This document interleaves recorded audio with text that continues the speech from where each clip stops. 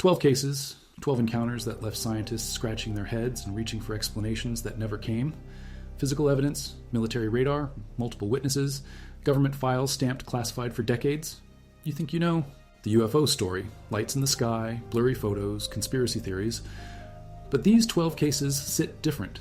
They have documentation. They have data. They have scientists who went in as skeptics and came out asking questions they never wanted to ask. If you value documented and researched mysterious encounters like this, subscribe. It's the best way to support our work. Also comment from which city you're hearing this from. The script is researched and factual, using sources from declassified military reports and peer-reviewed scientific journals.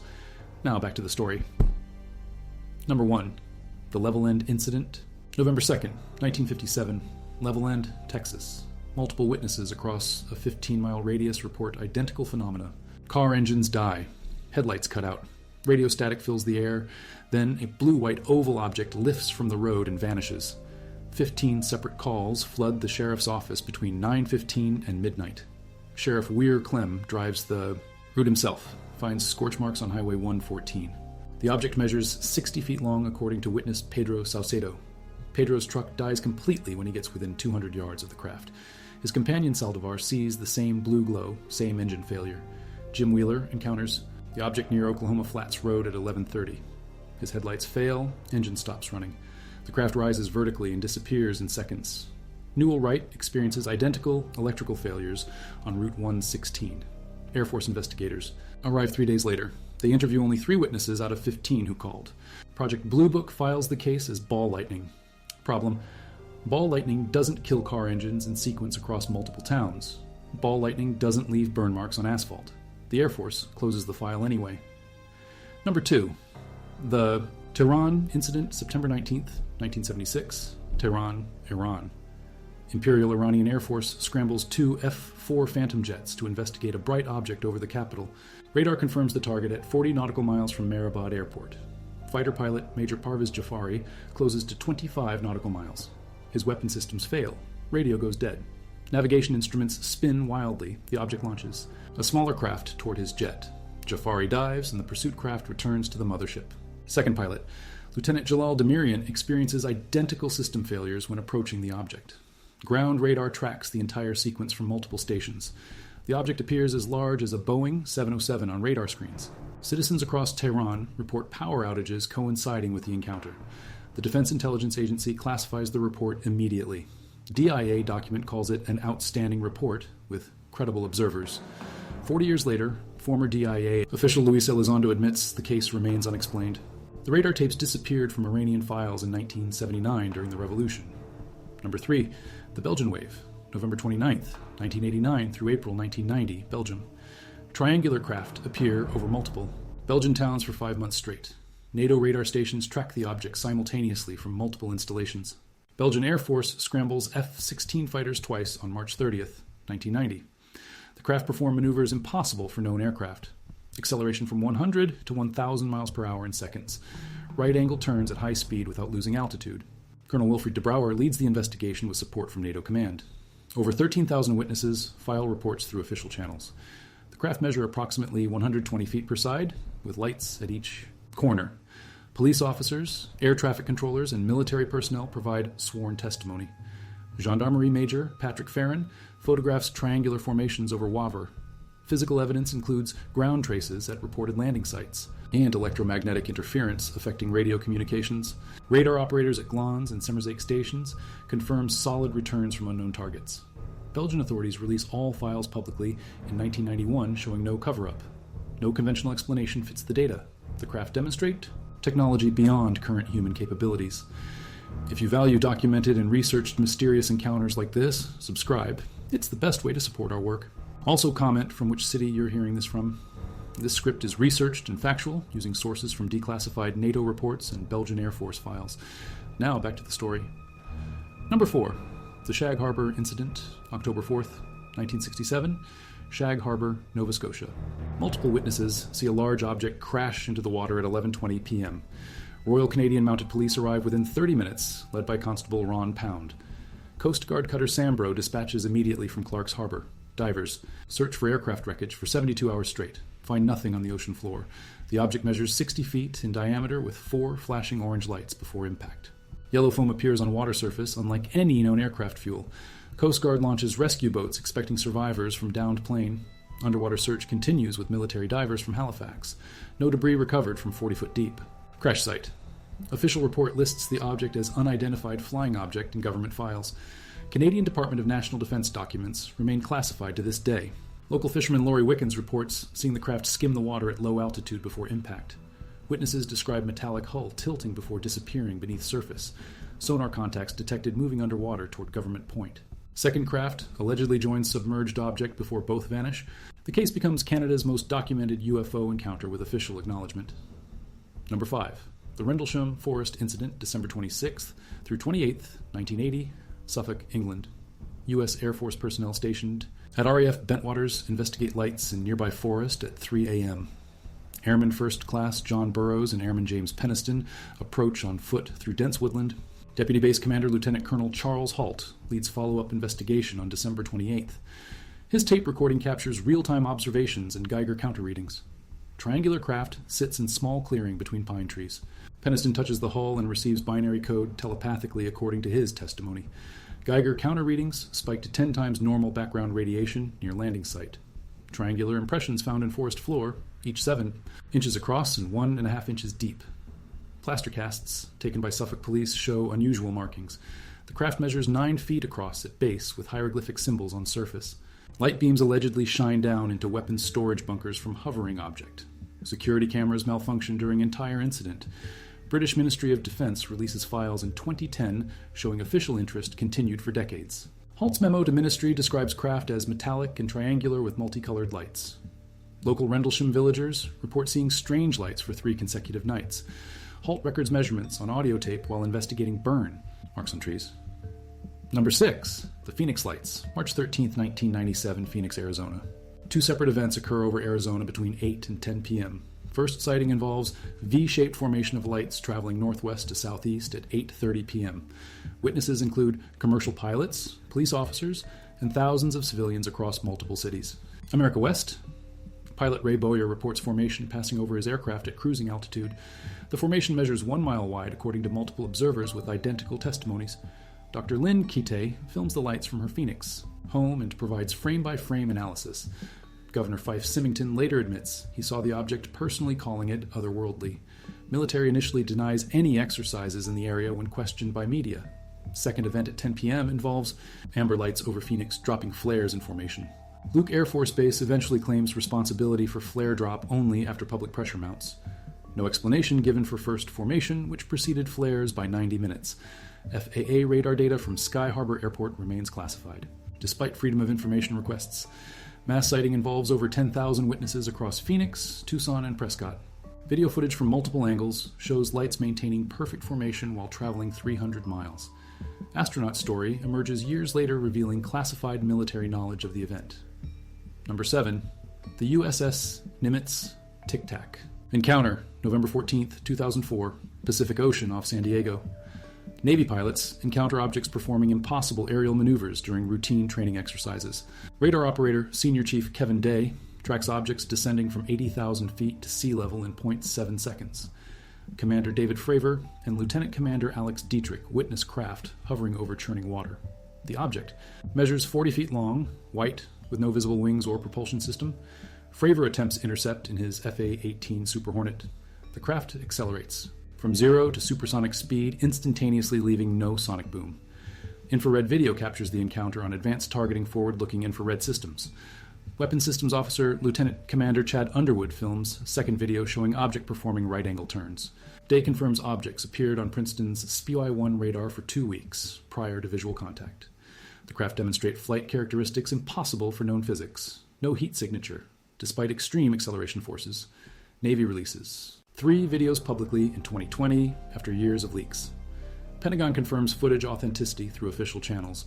Former Pentagon official Luis Elizondo releases additional details through media interviews. No known human technology explains the performance characteristics observed by trained military personnel. Witnessed, recorded, filed away. Number 8. The aerial school encounter, September 16, 1994. Rua, Zimbabwe. 62 schoolchildren at Ariel Primary School report landing of silver craft during morning break at 10:15 a.m. Beings emerge from craft and approach students playing in schoolyard.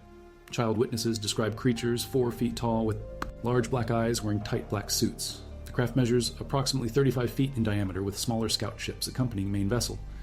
Harvard psychiatrist Dr. John Mack interviews the children separately over multiple sessions. Their stories remain consistent across interviews spanning several months. No evidence of coordination or coaching detected by psychological evaluation. Several children draw identical depictions of the beings and craft without comparing notes. The encounter lasts 15 minutes according to student testimony corroborated by teachers. School headmaster Colin Mackey confirms the children's genuine distress following the incident.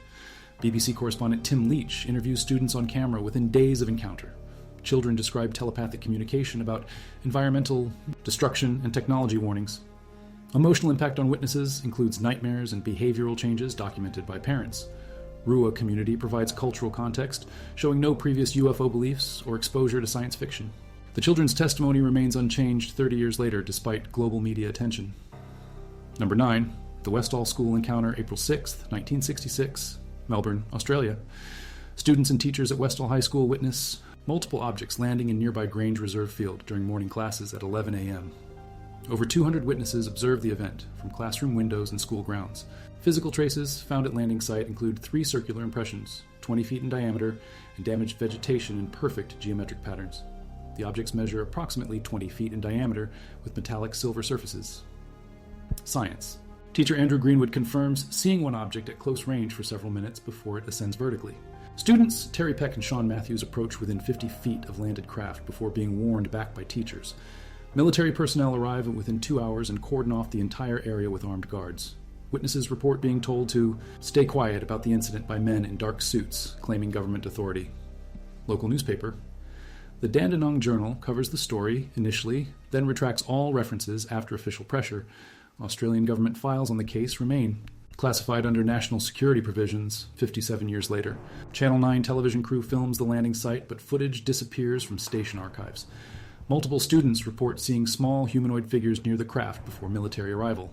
The encounter generates ongoing health effects in several witnesses, including recurring nightmares and anxiety disorders. Westall becomes Australia's most witnessed UFO landing with ongoing official silence. Number 10. The Minot Air Force Base Incident, October 24, 1968, Minot, North Dakota.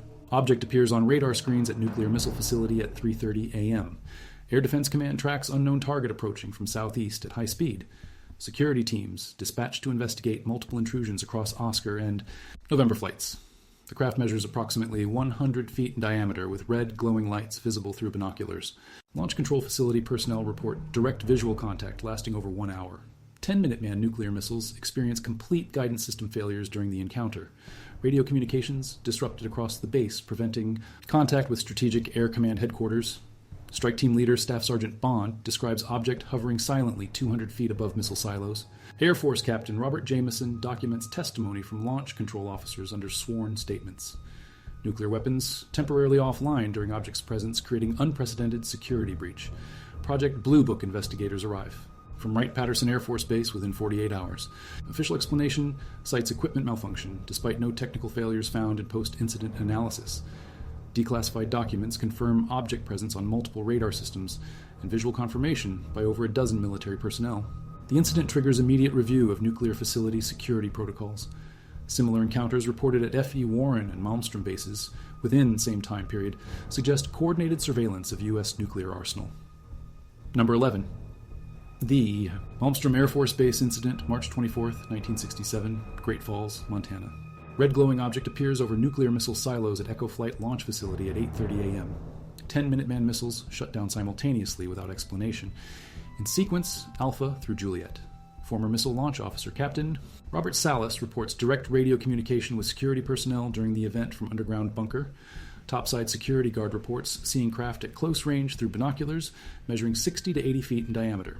The object hovers silently over Echo Flight Missile Complex for approximately 10 minutes before departing vertically at incredible speed. Guards report complete engine failure in security vehicles when attempting to approach the object.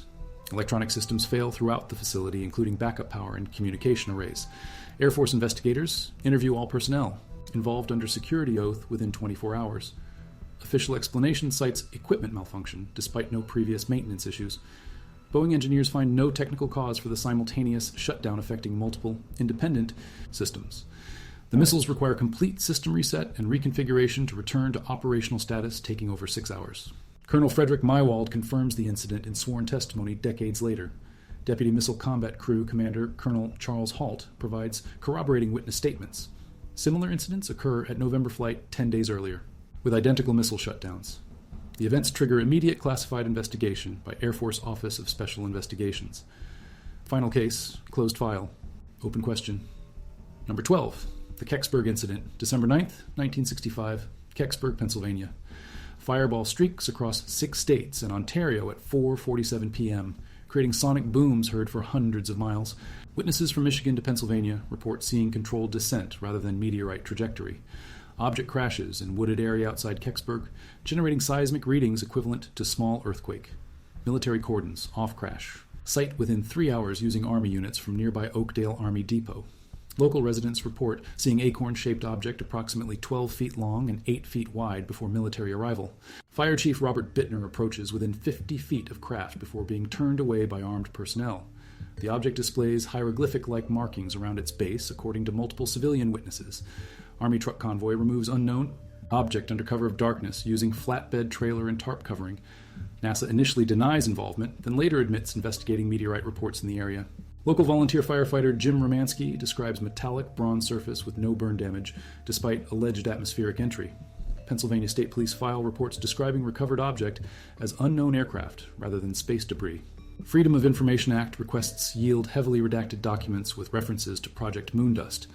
The object's current location remains unknown after transportation to Wright-Patterson Air Force Base. Witness testimonies describe military personnel wearing hazmat suits during recovery operation. Ground searches reveal impact crater inconsistent with meteorite fragmentation patterns. Local radio stations report losing signal during the time period of the crash and recovery. These 12 cases share common threads that separate them from typical UFO reports. Multiple independent witnesses with no prior contact. Radar confirmation from military installations. Physical evidence including ground traces and electromagnetic effects. Military or scientific investigation with documented findings. Government acknowledgement followed by official classification and silence. Each encounter generated documentation that survives in official files, sworn witness testimony, and measurable physical evidence. The explanations offered by authorities, weather balloons, experimental aircraft, atmospheric phenomena, equipment malfunctions, consistently fail to account for the observed flight characteristics and technological capabilities described by trained military observers and civilian professionals. The pattern emerges across decades and continents, objects demonstrating impossible aerodynamics, electromagnetic interference affecting nuclear weapon systems, simultaneous equipment failures across independent electronic systems, recovery operations involving hazmat protocols typically reserved for radioactive materials, witness intimidation, and official denials despite documented military interest. The consistency suggests either an ongoing intelligence operation of unprecedented scope or encounters with technology beyond current human understanding. In 2017, the Pentagon quietly released 3 Navy videos showing unidentified aerial phenomena performing impossible maneuvers. The To the Stars Academy published the videos through mainstream media outlets. Former Pentagon officials Christopher Mellon and Luis Elizondo provide authentication. The craft in these videos violate known principles of aerodynamics and physics through documented flight patterns. They accelerate without visible propulsion systems or exhaust signatures. They make right-angle turns at hypersonic speeds without structural damage. They operate equally well in air and water environments. No known human technology approaches these capabilities demonstrated on military sensor systems. The implications reach beyond simple questions of extraterrestrial visitation, into fundamental questions about physics, consciousness, and humanity's place in a universe that may be far more crowded than we assumed. Congressional hearings in 2022 reveal government programs investigating these phenomena for decades. Intelligence officials testify under oath about ongoing encounters with unknown craft. The stigma surrounding UFO reports begins, lifting within military and scientific communities. But here's what the files don't tell you.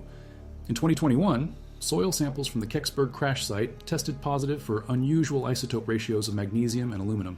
The lab results sat buried in NASA archives for 56 years before independent researcher Stan Gordon obtained them through legal channels. Ground-penetrating radar conducted by Pennsylvania State University detected a metallic mass 12 feet underground, exactly where witnesses reported the object's final position. Metallurgical analysis shows isotope signatures not found in terrestrial samples or known meteorites. The acorn-shaped craft may still be there, waiting in Pennsylvania. Soil, holding answers to questions we're only now learning how to ask.